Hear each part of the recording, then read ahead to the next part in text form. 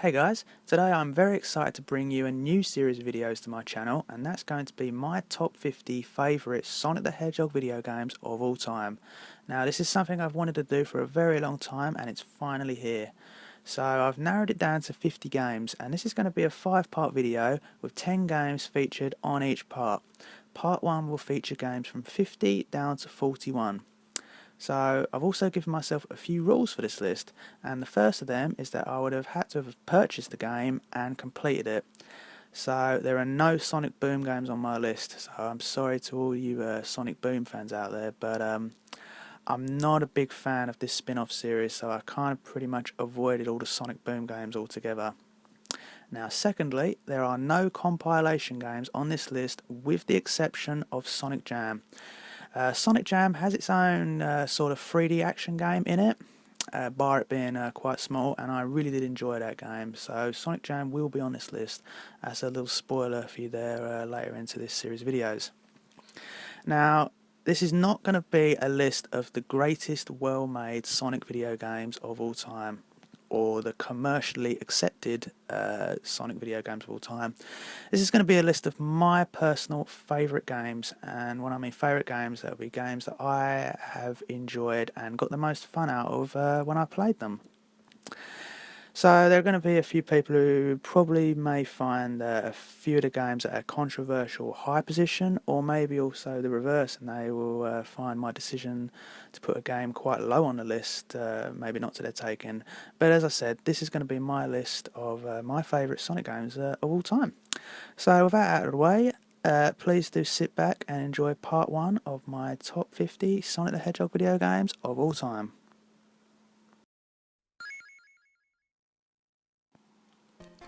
Okay, coming in at number 50th is Sonic Labyrinth, which is a Game Gear game and was released in 1995. Now before I start talking about this game, I just want to say that the first 10 games on my list, and maybe 20 games, are obviously not going to be my favourite Sonic games of all time. That's not to say that they're terrible video games, they're just games that I may have got somewhat enjoyment out, but didn't enjoy the complete product that was released. Or maybe that just the games in my top 20 were just so much better than the other 30. With that aside, let's get it straight on with Sonic Labyrinth. Now, there's a reason that this is number 50 on this list. It is overall an incredibly boring and dull video game. I'm going to explain the plot to you just quickly here. Basically, Dr. Robotnik has replaced Sonic's red shoes with another pair called the Slowdown boots, and this basically has stripped Sonic of all of his speed. Now that is the first big problem straight away. I don't know anyone out there who is picking up a Sonic game and who wants to play a Sonic the Hedgehog going incredibly slow, and that is what this game does. Basically, you progress through the levels and you have to defeat badniks with your spin attack, which is the only ability Sonic actually has now in this game. You have to find the keys to progress through to the acts until you get to the final act where you face a boss at the end of each level. And that's basically it. Now, to the positive side, this game does have some pretty good looking sprites, especially for 1995 standards and on the Game Gear. It plays an isometric view, like a top-down view. If you've played Sonic 3D Flicky's Island, you'll have a little bit of understanding of how that plays. However, the backgrounds and the scenery that Sonic is walking on is quite dull and bland. It is quite bright and colourful, but you'll find that the background repeats itself very often.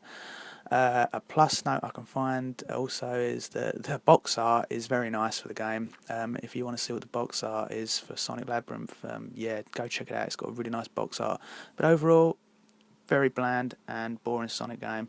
That's not the fault of the developers at all, it's just the way the game was designed. Number 49th on my list is Mario and Sonic at the Olympic Games. Now, this was the very first Mario and Sonic Olympic Games that was released, the one from 2008 on the Wii, which was based on the Beijing Olympics. Now, a few of you may be surprised why this game is so low on my list.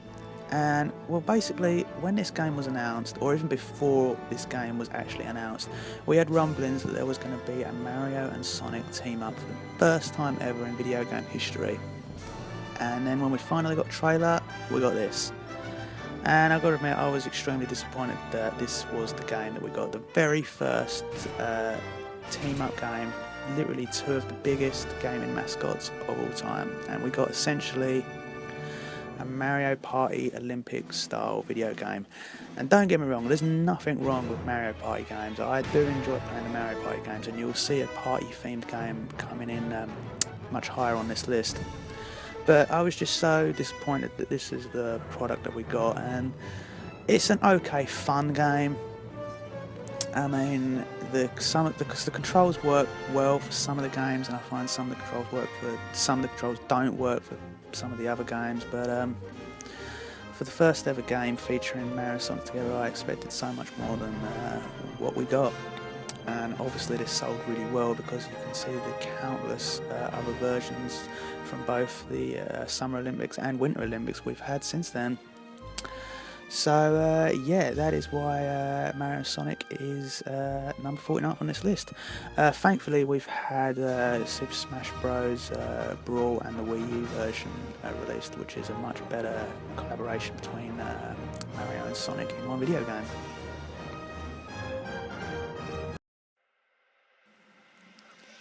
Coming in at 48th is Sonic Riders.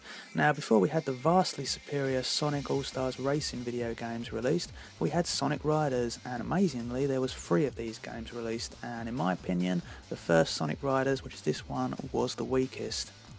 Now, there were some good points to the game. It did have some pretty decent voice acting as far as a Sonic game goes, and it had some pretty cool cutscenes. The opening cinematic to the game is absolutely fantastic, and I would really recommend watching that. It's got beautiful animation. But then we come to the gameplay, and the gameplay is very much broken. It can be quite infuriating to play, especially on some of the later, harder levels where you have to come first place to progress the game. Now, this game did introduce us some of the more annoying Sonic characters introduced to the universe, such as Jet the Hawk, as well as the other Babylon Rogues, which is never a good thing. And also a negative, this was actually the first Sonic the Hedgehog video game, which was to start off the 15th anniversary for Sonic the Hedgehog. Again, not a good thing. But if you can get around the learning curve for this game, because believe me, it is quite tricky to perform some of the maneuvers on this game. Basically, you're on a hoverboard. Every character's on a hoverboard. Some of them on a scooter, I believe. I think Dr. Robotnik was on a scooter. And you progress through the level. There's no accelerator button on this. You basically just go in straight forward immediately, and you have to perform tricks and get the wind behind other racers to go faster. And there are some items you can use to hit other characters, a bit like Mario Kart essentially in that way. But the gameplay is very, very much trial and error. Coming in at 47, I have the first Sonic Rivals game, which is available on the PSP and was released late in 2006. Now, I'm not going to lie, I actually bought a PSP back in around 2006 for this game. It was actually before the game actually was released, because the trailers looked really good for it back then. I was like, wow, this actually looks like a really cool sort of 3D 2.5 Sonic game. However, when you get it, it's not what you expect, and it's actually a one-on-one race with another character you're playing as, and you have to basically progress through the level and make sure you beat this character. It can either be Shadow, Silver, obviously because the game's called Rivals. You've also got Knuckles as well, who you race. And it can be very annoying, especially on the later levels, because some of the designs for the levels you're playing on can be very cheap, and you'll just find yourself making one mistake and then you'll get overtaken, and then you will never be able to catch up again, and you're like, you've got to do the whole thing, the whole level all over again. It's a shame, because the game does have really good graphics for a 2006 game. It looks very much like a Dreamcast game, and for that to be on a portable, it looks really good. At the time, it was probably the best looking Sonic game on a portable device. But what we got was a very messy style gameplay. It does have a very, very thin plot. Basically, Dr. Robotnik's turning Amy, Tails, Rouge, and all the other characters, and as well as the Emeralds, into cards, as in playing cards, with this new machine he's invented. and you have to basically go and collect these cards and return your friends back to normal. There's a lot of collectibles on this game, as obviously, because I've just said it's cards. There's other cards you can collect to sort of build up sort of achievements for the game, but that's basically it. If you can get through the trial and error levels, you'll find somewhat enjoyment out of it. It's got some pretty cool bosses, and you also face the bosses in sort of a rival style match, as in you versus another person, and you've got to beat it. Some of the bosses do look pretty decent. So overall, not a terrible game. It really could have been something so much better.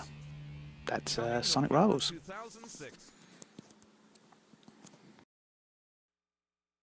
Rated E for everyone. Coming in at 46th, I have Sonic Free Riders. Now, this was the final game from the Sonic Riders trilogy that was released, and this game actually got the weakest reviews out of all the free Sonic Riders games, but I actually found somewhat fun with it. Now, this game was only actually released on the Xbox 360, and you had to have the Microsoft Kinect peripheral, which was a little bit controversial at the time. But I actually found some pretty good fun with it. Now, the Kinect isn't as responsive as you'd like it to be, but it is no way unplayable like some of the reviews said. If you stick with it and play with it for about 1 to 2 hours, you'll find yourself picking up the moves and learning how to play. It's very time responsive. Basically, you have to do a move like 1.5 seconds before that action will take place on the screen. And once you kind of get the hang of that, you'll find yourself having some really good fun with this game, as I did. Now, it does have a very thin plot on the game, and it's a very, very cheaply made story mode. Basically, there's no cutscenes to the game. It's all pictures of characters on the screen with text underneath. However, there is voice acting for that text, so that's a nice touch. But you can see it was a very quickly thrown together Sonic game to kind of cash in on the Kinect. The plot of the game is basically Dr. Robotnik has announced the second Grand Prix, and he's invited Sonic as well as the Babylon Rogues. Those guys are back, and he plans to gather data for his riders to program this new I believe it was E10000G robots. I know Metal Sonic also makes an appearance towards the end as well, which is pretty cool. But yeah, this game was definitely not as deserving as much hate as it got. It's by no means a brilliant game, don't get me wrong. The controls, like I said, they're not brilliant, but it's got some really cool multiplayer content on this game, which is always a plus. If you've got the room, it's definitely good fun to play as a 2-player. And yeah, it's also got a really cool main theme song, which I'll definitely recommend checking out. There's also a Crush 40 version of it, which is also really cool. So yeah, that's Sonic Free Riders. Coming straight in at 45, I have Sonic Drift 2, which is a Game Gear game and was released in 1995. Okay, so another Sonic racing game, but don't worry, this one's pretty okay, and there's no crazy controls that you need to master on this game like you've seen on the previous racing games on this list. So, Sega obviously wanted to cash in on Nintendo's huge success they had with the SNES version of Mario Kart in the 90s, and we got Sonic Drift 1 and 2 released. Now, Sonic Drift 1 never actually made its way to Europe until it was included as an add-on in Sonic Adventure DX on the GameCube. The Game Gear version of Sonic Drift 2, however, did make its way for a European release, and overall it's a pretty okay game. It's not a game you'll find yourself playing for very long periods of time. You'll find yourself getting through the stages pretty quickly, but it has got a pretty, at the time, good roster of characters. I believe it was the very first game that you could actually play as Knack the Weasel, or Fang the Sniper as he was known then, and as well as Metal Sonic. Dr. Robotnik is playable in this game, but I believe the first Sonic Drift was the very first game that Dr. Robotnik was playable in anything.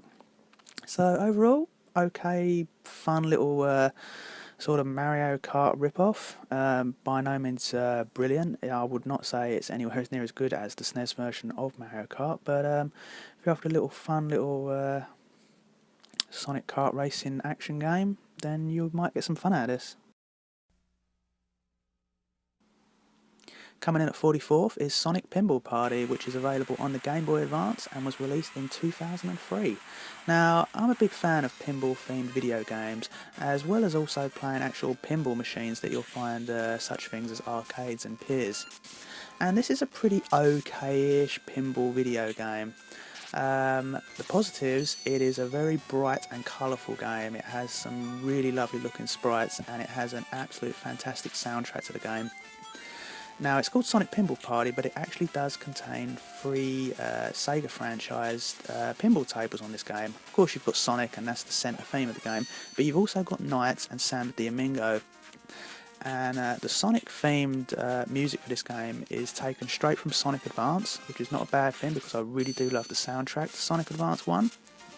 But it's also really cool to hear reimagined Knights and Samba de Amigo in sort of 16-bit form. It's really cool fun. The tables themselves look overall really nice, decent. You've got really cool sound effects when you're hitting things. You've got sort of little bosses going on when you hit things, and the Sonic table Robotnik will come out and you've got to hit him with the ball. The huge problem I have with this game is the weight of the ball. It does not feel like a pinball, it feels more like a ping pong ball. It has literally no weight to it at all, and as a result you'll find yourself shouting at the Game Boy Advance as the ball just literally will fall straight down at the flippers with ease because you're just like, oh, why? The game is good, but they should have put more weight to the ball, and I would have definitely have scored this a lot higher. It makes some of the later sections of the story mode on this game, yes, this game does have a very sort of linear story mode, it makes it quite infuriating when you're trying to complete it because you have a time limit to do when you've got this really ping pong type ball and it's just sort of floating around. But yeah, other than that, I'd say it's an okay Sonic Pinball themed video game. Sega. 43rd is Sonic Rivals 2. This was available on the PSP and was released in 2007. Now, Sonic Rivals 2 is a vast improvement over the first one, which I spoke about a few games before on this list. They have greatly improved the character mechanics as well as the gameplay mechanics for the levels themselves. It's by no means perfect, there's still quite a few flaws to the mechanics, to the levels and its designs, but it is a vast improvement over the first one. Now this game adds 3 more characters to the roster, so it gives you a pretty decent roster for this one, and you have a story mode for each of the characters. Basically you are in teams of 2. Obviously it's rivals again and you've got to get to the end of the level before the computer controlled character. However, I found myself not having nowhere near as much trouble, especially on the later levels, getting to the end and beating the opponent computer character. Now, they've obviously listened for what a problem I had with the first one, and there's actually a mode on this where you can actually just play the levels as if it was just a normal 2D Sonic game. As in, there's no racing, you have to beat someone, you can just play the levels as normal and get through it. It pretty much consists of like the same sort of graphics from the first one, which is fine because the graphics of the first one are still very good. As I mentioned before, this was probably one of the best looking Sonic games on handheld at this time. And it's definitely the best new Sonic PSP game that was released, and for that I would recommend picking it up if you've got a PSP, because you can probably pick this up for literally pence now. It has the plot itself is pretty thin again. It actually brings back Eggman Nega, who was from the Sonic Rush series, so it's pretty interesting to see him reappear on it again. He actually turns out to sort of be the mainish villain on this. The last boss on the game is actually really impressive. It's sort of very much like one of the Sonic Adventure style things. I'm not going to spoil it, but if you want to check it out, then definitely check it on YouTube, and it has a pretty cool background theme song for the last boss. So yeah, that's Sonic Rivals 2.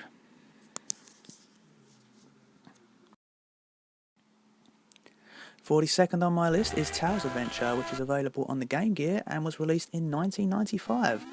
Now, I can very fluidly remember being bought this game, which was maybe for around Christmas of that year, and I had no idea what the gameplay or what the game was like itself then. I just expected it to be like a Sonic game, where you put the game in, you're pressing right and you're going across the level as quick as you can, defeating badniks. It's nothing like that at all. It's a much slower paced Sonic themed video game. Although you are Tails and it is a 2D game and you're going across the screen to the right, it's also got some sort of role-playing elements, and you have to use various tools and features to defeat the bad guys on this. It's not actually badniks, and Dr. Robotnik is not the bad guy in this game.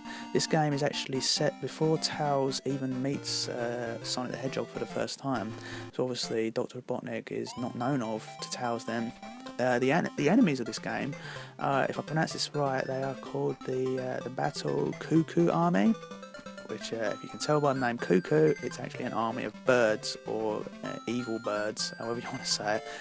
And at the time when I played this, I didn't get so much enjoyment out of it, because I just really wanted to play a fast Sonic game. But playing it a few years later, I found much more enjoyment from playing this game, and it's one of those games that you just need to take slow and progress through, and you'll find yourself enjoying it quite a lot. It's overall a pretty decent Tails game. It has been re-released on the Nintendo 3DS Virtual Console. I'm not sure how much it is on there. I wouldn't pay a great deal for it, but I'd definitely recommend giving it a go and seeing what you think of it. It's definitely a much more unique styled Sonic the Hedgehog video game starring Tails. And as per se, for most Game Gear games, it has really, really nice box art. 41st and the final video game from part 1 of my top 50 Sonic video games is Sega Superstar Tennis. Now, this is a pretty fairly forgotten Sonic titled video game now. It's developed by Sumo Digital, who have also done the 2 Sonic All-Stars racing games. And this was released on pretty much all the platforms back in 2008, which include the PlayStation 2, the PlayStation 3, the Wii, which contained motion controls, as well as the Xbox 360 and a Nintendo DS version. And it's a pretty fun game to play, I've got to admit. It's got a lot of Sega nostalgic love to the game. Now, I'm not a huge fan of tennis. I don't mind the sport. I mean, I can watch it, but I wouldn't say I'm a fanatic fan of the sport. So I was a little bit skeptical when I heard, oh, Sonic and a tennis game, this is not going to sound that good. But it actually turned out to be a decent game. It features mostly Sonic the Hedgehog characters, but you do have some other Sega franchise characters in there, such as Sam Domingo, Knights. You've also got Ooh La La from Space Channel 5, you've got Ai from Super Monkey Ball, and my personal favourite, you've got Alex the Kid in the game. So you've got a pretty good roster of characters from the Sonic universe, as well as some of the other Sega universes out there. And this is in a tennis game, and that's pretty fantastic. Now, the courts themselves are all themed based on these various Sega franchises. Of course, you've got a tennis court that's based on the Green Hill, and I really like that each court has various music tracks that can be used from past video games that have released.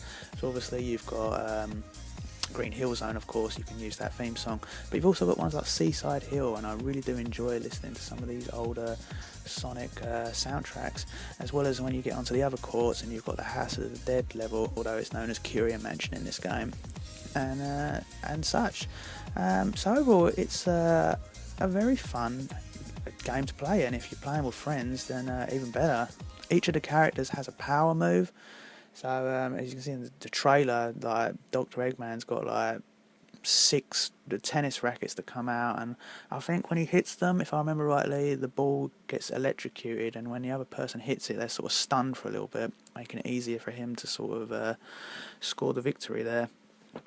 So yeah, overall fun game, a lot more fun than the Mario and Sonic Olympics games. If you was definitely going to have to get one of the two, I would very much more recommend this than the Olympics. It's got really good controls. I can't really think I can fault anything with the controls. I haven't played the Wii version. I'm not too sure on that. I've only played the PS3 and the Xbox 360 controllers. So if you have played the Wii version, then please let me know how the controls are for that. So yeah, 41st Sonic Sega Superstars Tennis. And that brings us to a close of part 1 of my top 50 Sonic games of all time. To do a quick recap, we have 50th with Sonic Labyrinth, 49th with Mario and Sonic at the Olympic Games 2008, 48th Sonic Riders, 47th Sonic Rivals 1, 46th Sonic Free Riders, 45th Sonic Drift 2, 44th Sonic Pinball Party, 43rd Sonic Rivals 2, 42nd Tails Adventure, and 41st with Sega Superstars Tennis.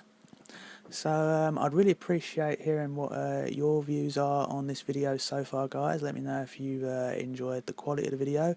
I try to put as much detail into this video as I can without making the video too overly long.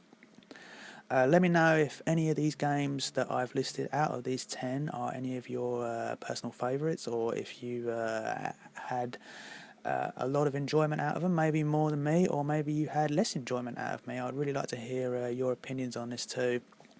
Thank you very much for watching this video. I really do appreciate all the support I get from my subscribers.